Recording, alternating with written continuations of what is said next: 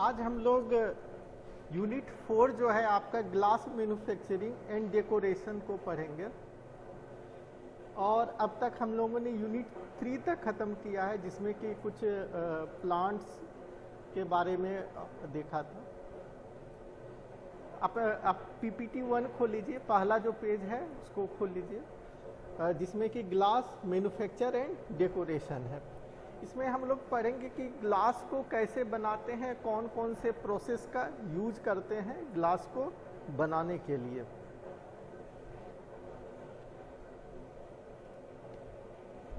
तो ग्लास को बनाने के लिए हम लोग कई सारे रॉ मटेरियल्स का यूज करते हैं। कुछ एक रॉ मटेरियल्स होते हैं जैसे कि सैंड है। सैंड का जो होता है वो एसिडिक फॉर्म में पाया जाता है, जो कि सिलिका सैंड होता है। और सिलिका सैंड का यूज़ हम लोग एसिडिक पार्ट ऑफ ग्लास के लिए करते हैं। इसके बाद जो दूसरा रॉ मटेरियल्स होता है वो सोडा एस का यूज करते हैं। सोडा एस जो है ये बेसिक पार्ट ऑफ ग्लास होता है। फिर सोडियम नाइट्रेट का यूज करते हैं, जो कि मेल्टिंग को एक्सेलेरेट करता है। कैल्शियम ऑक्साइड्स का यूज़ करते हैं, ये भी एक बेसिक रॉ मटेरियल होता है जिसको कि ग्लास के लिए यूज़ करते हैं।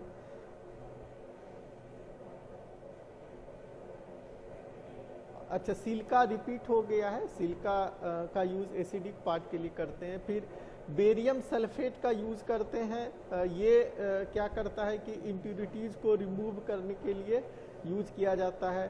फेल्डस्पार का यूज़ किया जाता है, जो कि मेल्ट करे और डीविक्टिफिकेशन को अवॉइड करता है। फिर पोटेशियम ऑक्साइड्स का यूज किया जाता है, जो कि सॉफ्टनिंग एजेंट के तौर पे करते हैं। बोरेक्स का यूज़ करते हैं, बोरिक ऑक्साइड्स का यूज़ करते हैं, फास्फोरिक ऑक्साइड, लेड ऑक्साइड और सेलेनियम का यूज़ करते हैं एज ए डीकलराइजर। तो ये ज़रूरी नहीं है कि ये सारे रॉ मटेरियल्स का यूज़ हम लोग एक ग्लास के फॉर्मेशन में करें। जहाँ पे हमारी जो रिक्वायरमेंट होती है उस मटेरियल्स का यूज़ करते हैं। इन जनरली हम लोग यदि सोडा लाइम सिलिका ग्लास बनाते हैं तो sodium oxides plus silica plus lime का यूज़ करते हैं। और कुछ कलरिंग एजेंट्स की ज़रूरत होती है, कुछ रिफाइनिंग एजेंट्स की ज़रूरत होती है। तो उसके तौर पे जिस कलर का ग्लास बनाना है हम लोग उसके ऑक्साइड्स का यूज़ करेंगे। साथ ही साथ रिफाइनिंग के लिए जो है हम लोग कुछ नाइट्रेट्स या कार्बोनेट्स का यूज़ करते हैं। हम लोग देखे भी हैं कि जब ग्लास रॉ मटेरियल मेल्ट होता है तो कई सारे उसके अंदर बबल्स, छोटे छोटे बबल्स जनरेट हो जाते हैं। जो बबल्स जनरेट हो जाते हैं तो उसको हमें रिमूव करना होता है। यदि हम लोग रिमूव नहीं करेंगे और ग्लास से बना देंगे तो क्या होगा कि अंदर में एक डिफेक्ट रह जाएगा, जिसको आगे हम लोग पढ़ेंगे कि सीड्स या ब्लिस्टर करके डिफेक्ट होता है, जो कि ग्लास को ट्रांसपेरेंट होने से रोकता है। ग्लास जो हमारा जो क्वालिटी होना चाहिए उसको डिग्रेड कर देता है। इस चीज़ को रिमूव करने के लिए हम लोगों को रिफाइनिंग की ज़रूरत पड़ती है। तो इन सब मटेरियल्स का हम लोग ग्लास के बनाने के लिए यूज़ करते हैं। अब आगे चीज़ होता है कि मैन्युफैक्चरिंग प्रोसेस। ग्लास को हम लोग एक स्टेज में बनाते हैं। सबसे पहले मेल्टिंग करते हैं, या जो भी रॉ मटेरियल जो होता है हैंडलिंग सेक्शन में प्रोसेस हो जाने के बाद वो बैच कैलकुलेशन कर लेने के बाद, बैचिंग हो जाने के बाद एक मिक्सिंग चेम्बर में चला जाता है। वहाँ से फिर हम लोग मेल्टिंग चेम्बर में भेजते हैं। मेल्टिंग चेम्बर में जो है ग्लास रॉ मटेरियल को मेल्ट करने का मेनली प्रोसेस होता है, और वहीं पे रिफाइनिंग होता है नेक्स्ट स्टेज में।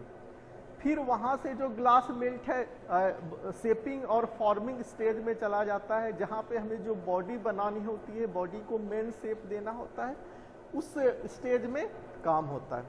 थर्ड स्टेज जो होता है कि एनिलिंग स्टेज होता है। इसमें हम लोग जब ग्लास को हम लोग बना रहे होते हैं तो वो सडन कूल करते हैं। सडन कूल के कारण उसमें थर्मल स्ट्रेस और स्ट्रेन जनरेट हो जाता है।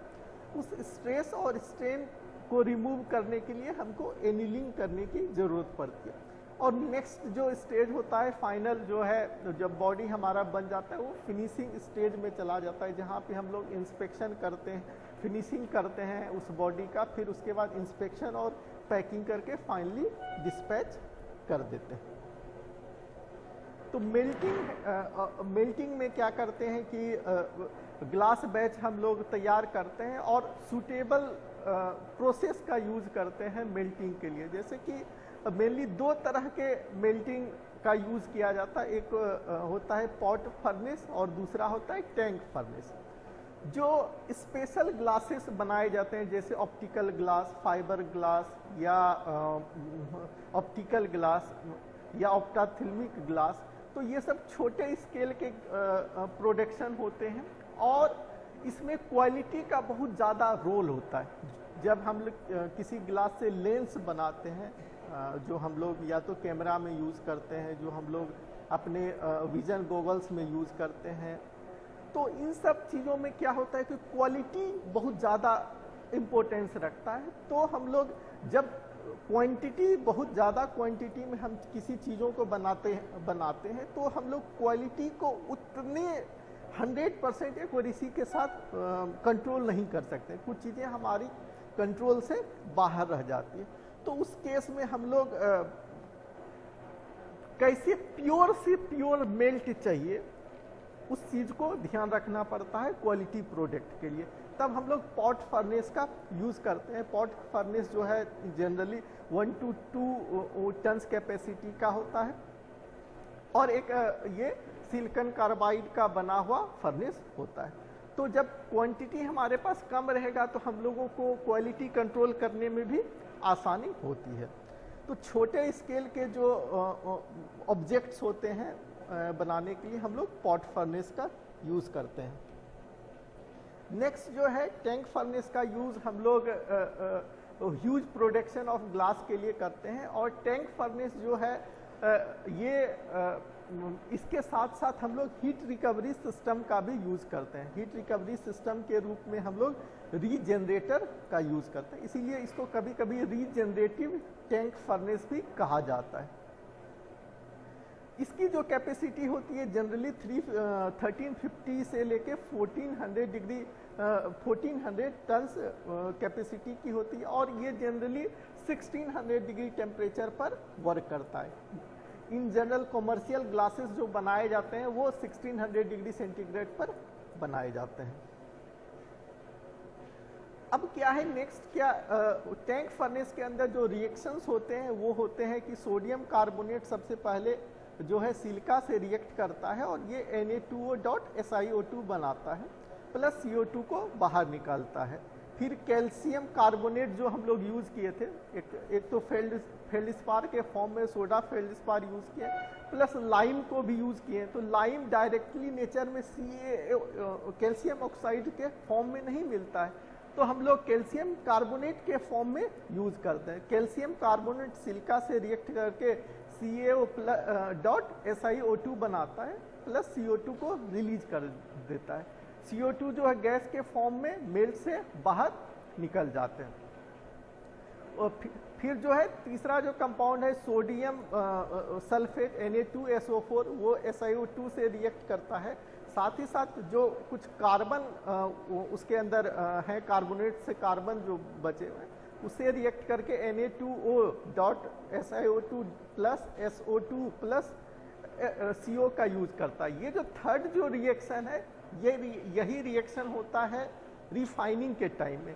नॉर्मली हम लोग रिफाइनिंग के तौर पे मटेरियल को के रूप में हम लोग सोडियम सल्फेट का यूज करते हैं। होता क्या है कि जब इनिशियल फर्नेस के इनिशियल स्टेज में पहला जो दो रिएक्शंस होता है वो होता है, पहले जो दो रिएक्शंस हैं वो इनिशियल स्टेज पे होते हैं और CO2 गैस बनाते हैं। यदि CO2 का बबल्स जो है वो बड़ा होता है तो वो मेल्ट से आसानी से निकल जाता है, लेकिन अब जो छोटे छोटे एयर ट्रैप CO2 के किए जाते हैं रह जाते हैं उस मेल्ट में, आगे चल के जब मेल्टिंग कंप्लीट ऑलमोस्ट होने लगता है तो आगे चल के जब रिफाइनिंग जोन में इंटर करता है तो थर्ड रिएक्शन थर्ड रिएक्शन घटित होता है और जो SO2 है, SO2 जो है उस छोटे छोटे CO2 के एयर बबल्स को लेकर के एकोमुलेट करते हैं और एकोमुलेशन के बाद वो जब बड़े बबल्स का फॉर्मेशन हो जाता है तो वो बाहर निकाल देता है। तो ये ओवरऑल पूरे टैंक फर्नेस और रिफाइनिंग जोन का रिएक्शंस होता है। अगला जो स्टेज होता है एनिलिंग अब हमारे पास रिफाइंड प्योर मेल्ट मिल गया, रिफाइन किया हुआ बबल फ्री मेल्ट मिल गया। अब उस मेल्ट को हम लोग शेपिंग और फॉर्मिंग जोन में भेज देते हैं। शेपिंग और फॉर्मिंग जोन में भेजने के बाद जहां पर जिस तरह की बॉडी बनानी है उस तरह की इक्विपमेंट की हमको जरूरत पड़ती है। प्लस क्या होता है कि जैसे जैसे टेम्परेचर डिक्रीज करता है, टेम्परेचर मेल्टिंग जोन से आगे जैसे जैसे बढ़ रहे हैं टेम्परेचर डिक्रीज कर रहा है, टेम्परेचर इंक्रीज तो नहीं कर रहा है। टेम्परेचर जैसे जैसे डिक्रीज करता है जो मेल्ट होता है उसका विस्कोसिटी बहुत रेपिडली बढ़ते जाता है। विस्कोसिटी रेपिडली बढ़ेगा तभी तो एटम्स अपने जगह पे रहेंगे, रीअरेंजमेंट का उसको अवसर नहीं मिलेगा। रीअरेंजमेंट का अवसर नहीं मिलेगा तभी तो वो एक एमोर्फस सॉलिड बनाएगा, अदरवाइज क्रिस्टलाइन बना देगा। हमारा टारगेट ग्लास बनाने का एमोर्फस बनाना है। यदि पार्शियली क्रिस्टलाइन भी बना देता है तो वो हम लोग क्या कहते हैं कि उसका डीविक्ट्रिफिकेशन हो गया, जबकि हमको एक विक्ट्रीफाइड लिक्विड बनानी है। तो इसलिए बहुत हमारे पास जो टाइम होता है विस्कोसिटी इतनी तेजी से डिक्रीज करती है कि जो टाइम होता है वो बहुत कम होता है। इसीलिए जो प्रोसेस हम लोग अपनाते हैं फॉर्मिंग और शेपिंग के लिए वो बहुत कंट्रोल वे में होना चाहिए। एक हमने वीडियो भी दिखाया था कैसे ऑटोमेटिक प्रोसेस ब्लोइंग के थ्रू एक दूसरे से चैनलाइज होते हैं। वो वीडियो भी आप लोगों ने बहुत अच्छे से देखा होगा और वो चीज़ें ध्यान भी होगी। तो ये चीज़ें फॉर्मिंग और शेपिंग जोन में हम लोगों को ध्यान रखना होता है। मेन जो ग्लास फॉर्मिंग मेथड्स हैं वो 4-5 मेथड्स हैं जिसके यूज से हम लोग ग्लास को बनाते हैं। पहला जो मेथड है वो 4 क्लॉट मेथड है, 4 क्लॉट प्रोसेस है, जिसमें हम लोग विंडोज ग्लास बनाते हैं या सीट ग्लास को बनाते हैं। नेक्स्ट जो मेथड्स है वो कॉल बर्न प्रोसेस है, जिसमें भी हम लोग विंडोज ग्लास को बनाते हैं।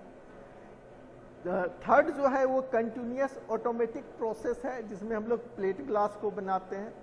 फ्लोट प्रोसेस में हम लोग फ्लोट ग्लास को बनाते हैं। ग्लास ब्लोइंग प्रोसेस का यूज करके हम लोग बॉटल्स, लाइट बल्ब, ट्यूब को बनाते हैं। और एक मेथड्स और होता है डेनर मेथड, उसके भी मदद से हम लोग ट्यूब्स को बनाते हैं। नेक्स्ट क्लास में हम लोग जो है ये जो मेथड्स हैं 5-6 मेथड्स हैं उसको डिटेल में पढ़ेंगे। Thank you.